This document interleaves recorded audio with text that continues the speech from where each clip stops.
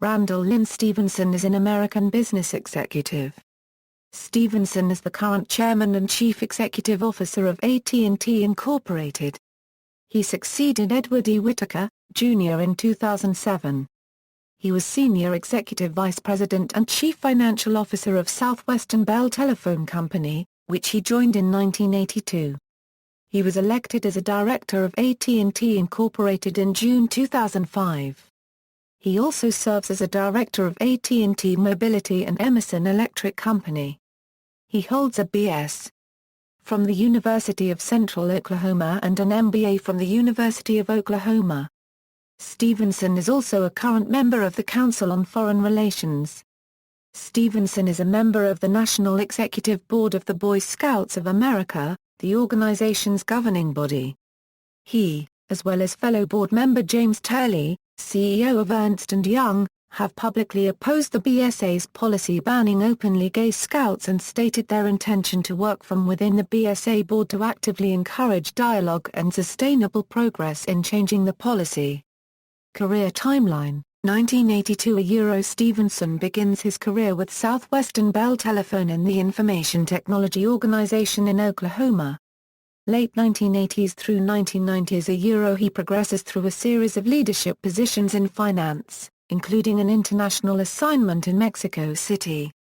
July 2001 Stephenson is appointed Chief Financial Officer for SBC, helping the company reduce its net debt from $30 billion to near zero by early 2004.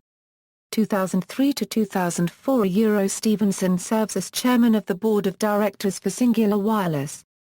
April 2004 Stephenson is named Chief Operating Officer of SBC. December 2004 President Bush announces his intention to appoint Stephenson to the National Security Telecommunications Advisory Committee. November 2005 Stephenson continues as COO following SBC's acquisition of AT&T. He is responsible for all wireless and wireline operations at AT&T. April 2007 AT&T announces Stephenson will succeed Chairman and Chief Executive Edward Whitacre when he retires in June.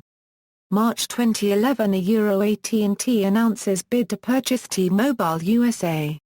December 2011 following an antitrust challenge by the U.S. Department of Justice, AT&T announced it had withdrawn the bid, and would pay Deutsche Telekom the $4 billion in cash and wireless spectrum access specified in the original acquisition agreement.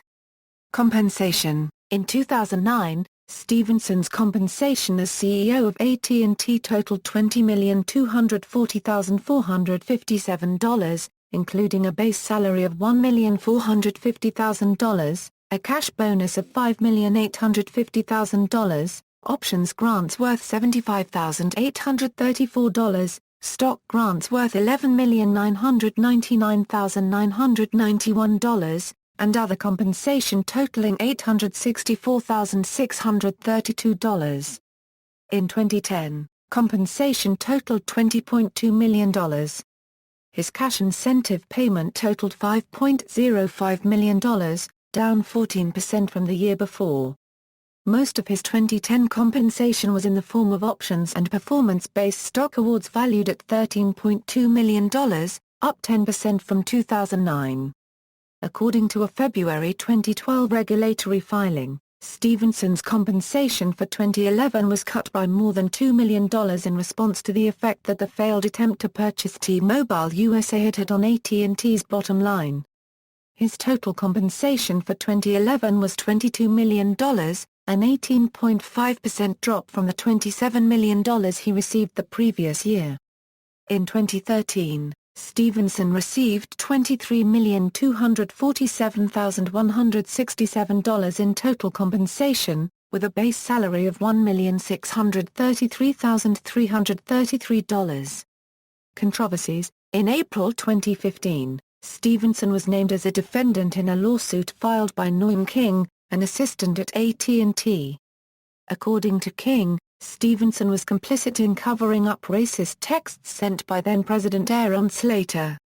A group of demonstrators at AT&T's headquarters in Dallas currently demands Stephenson resign immediately from AT&T for his role in the alleged cover-up.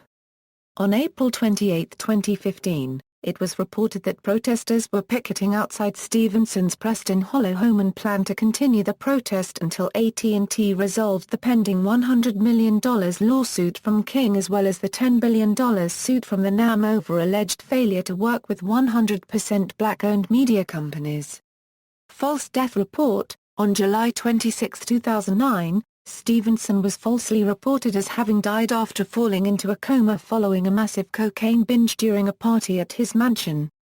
The report originated from CNN's iReport website, although it was later taken down. Although the hackers who created the false report have never been identified, it is suspected that they were 4chan users who did the hack in retaliation for AT&T's decision to block the site for its broadband customers, a decision which had been provoked by an earlier denial-of-service attack against one of AT&T's customers that originated from a 4chan user. Access to 4chan on AT&T broadband services has since been restored. References. External links: Official AT&T bio, Forbes.com bio, Wall Street Journal, Appearances on C-SPAN.